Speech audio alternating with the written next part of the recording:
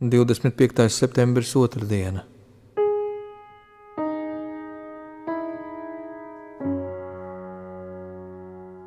Lasījums no sakām vārdu grāmatas. Kā ūdeņu strauti ir ķēniņa sirds kunga rokā, kurp vien grib, viņš to pagriež. Katrs cilvēka ceļš pašam šķiet taisns, tomēr kungs izsver sirdis. Darīt žēlsirdību un taisnību, tas kungam patīk vairāk nekā kaujamie upuri. Acu lepnība un sirds uzpūtība, šī bezdievju lāpa ir grēks. Cītīgā nodomi vienmēr nes pārticību, bet katrs steidzīgais allaž ir trūkumā. Kas krāj dārgumus ar melīgu mēli, ar vēju tiks ierauts nāves valgos. Bezdievju dvēseli ilgojas ļaunumu, viņš savam tuvākajam nav žēlīgs. Kad izsmējējs tiek sodīts vientiesītis, kļūst gudrāks, un ja gudrais tiek pamācīts, viņš iegūst sapratni. Taisnīgais Dievs domā par bezdievju namu, lai bezdievjus iegrūstu nelaimē. Tas, kas nabagam kliedzot aizbāž savas ausis, arī pats sauks un netiks uzklausīts. Tie ir svēto rakstu vārdi.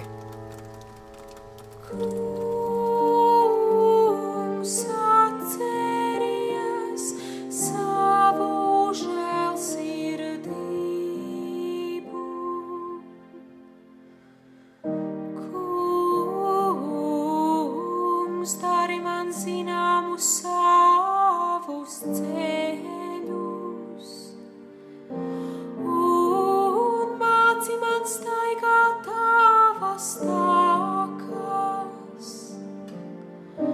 Savā patiesībā mani vadi un māci,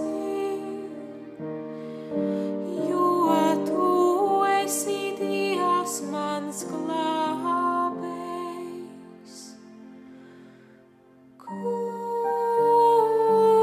Kungs atcerējies savu žēlsirdību, piemini, Kungs, savu žēlsirdības darbus un savu labvēlību, kas pastāv no mūžiem.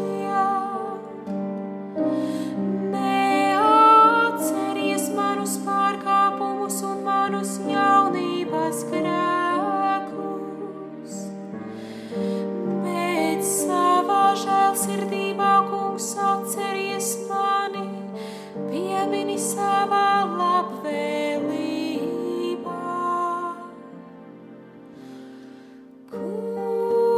Kungs atceries savu žēlsirdību.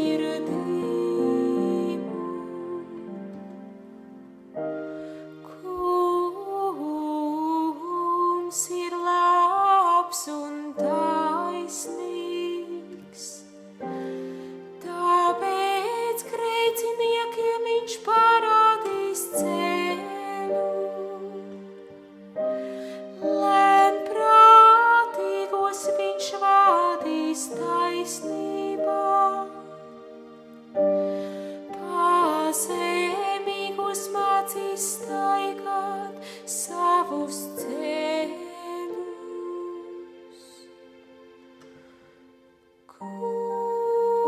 Kungs atceries savu žēlsirdību. Kungs atceries savu žēlsirdību.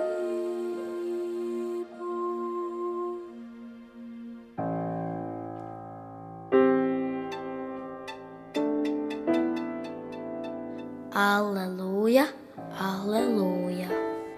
Svētīgi tie, kas klausās Dieva vārdu un uzticīgi to glabā. Alleluja, alleluja.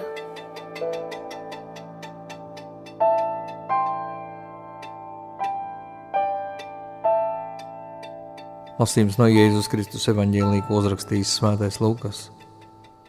Tajā laikā pie Jēzus atnāca viņa māte un brāļi, bet ļaužu daudzuma dēļ nevarēja viņam pieiet klāt, un viņam tika paziņots: tava māte un tavi brāļi stāv ārā gribēdami tevi redzēt.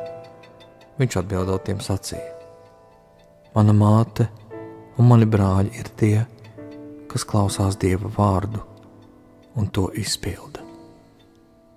Tie ir svētā evaņģēlija vārdi.